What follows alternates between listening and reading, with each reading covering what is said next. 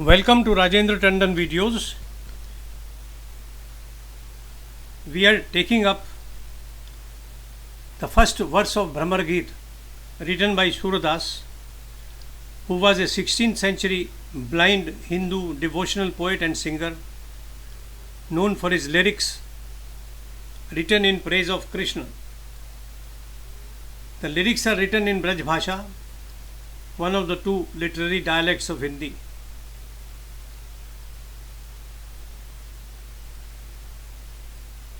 Surdas is said to have been blind from birth.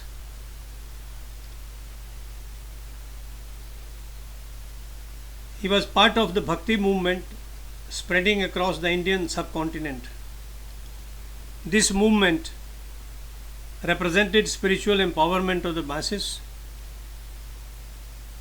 Great poets like Kabir and Tulsidas were a part of this movement. Surdas's poetry was written in a dialect of Hindi called Braj Bhasha until considered to be a plebeian language, as the prevalent literary language was either Persian or Sanskrit. Surdas's work raised the status of Braj Bhasha from a crude language to that of a literary one.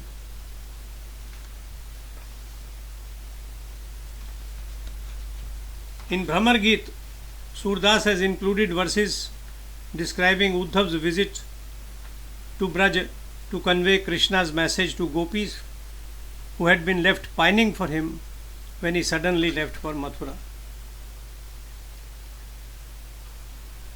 Uddhav is conversant with yoga and Brahma Jnana and is not even distantly conversant with amor, that is prema.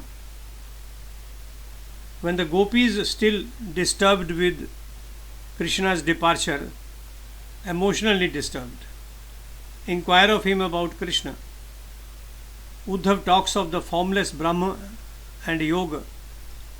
This irritates the gopis, who angrily compare him with a black bee. Not that Krishna did not know about Uddhav's predilections.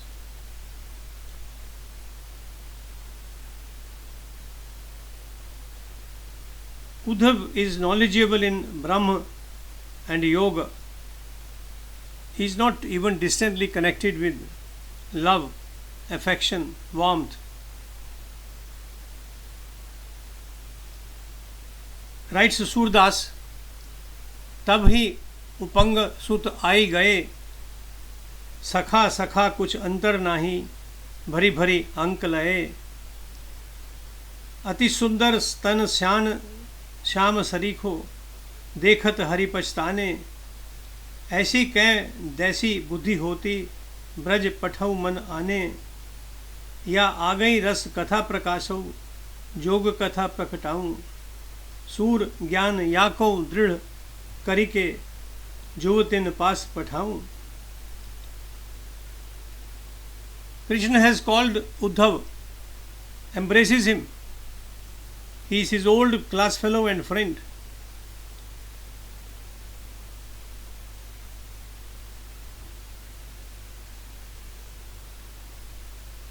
He knows that Uddhav's interest is mainly in Jnana.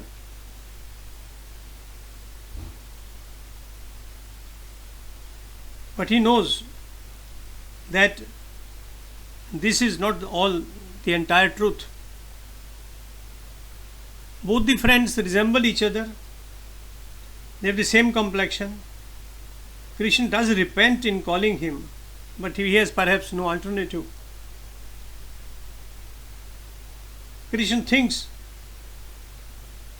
I wish that this handsome gentleman had knowledge about love, Rag Rang.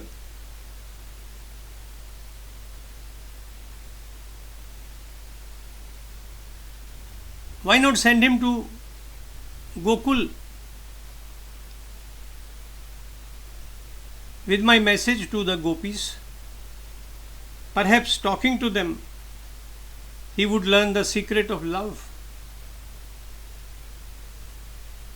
On the other hand, Uddhav thinks that the gopis who are pining for Krishna should be diverted to Nirguna Brahma, God without embellishments, without qualities of human beings. He would be able to release them from the pangs of worldly love. Krishna knows about the thinking of Uddhav. Still, he hands him over a letter. He knows that the gopis would defeat him in his thinking.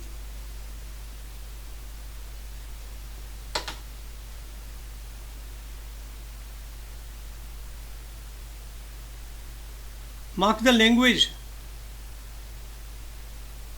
ऐसी कह वैसी बुद्धि होती ब्रज पठाऊं मन आने, या आ गई रस कथा प्रकाशऊ जोग कथा प्रकटाऊं.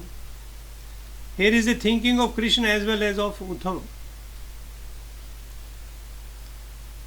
Uddhav thinks that with my knowledge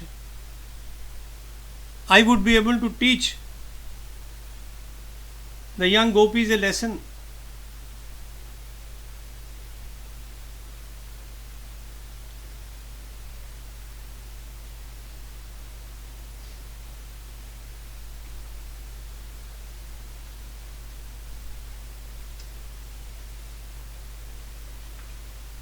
This is the literary beauty of Brahma Gita.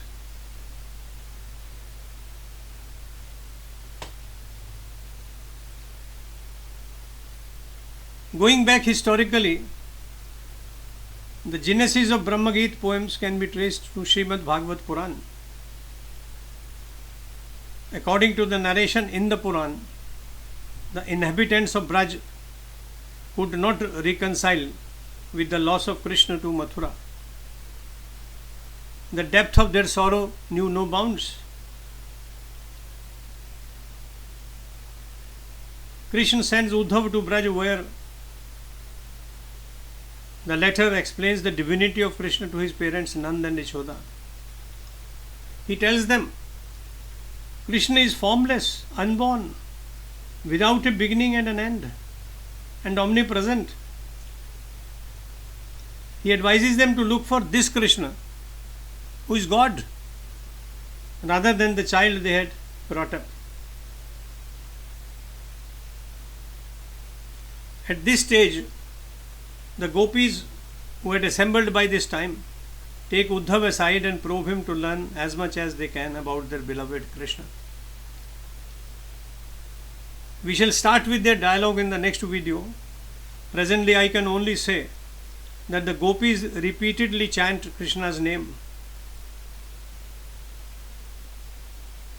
A black bee drones into this assembly. Bhramar.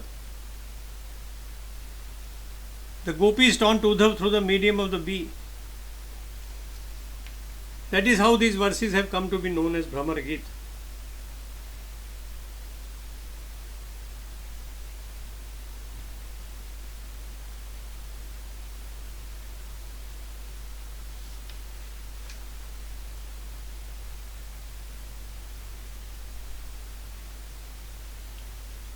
Bhramar Gita is a fabulous combination of Virha, the grief of separation, Jnana and Bhakti. It is a composition in the face of which Jnana takes a back seat.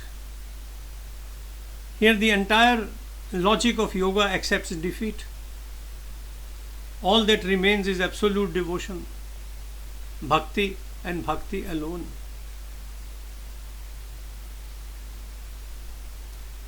Surdas, as a poet, primarily delves in Vatsalya, Shringar and Shantarasa.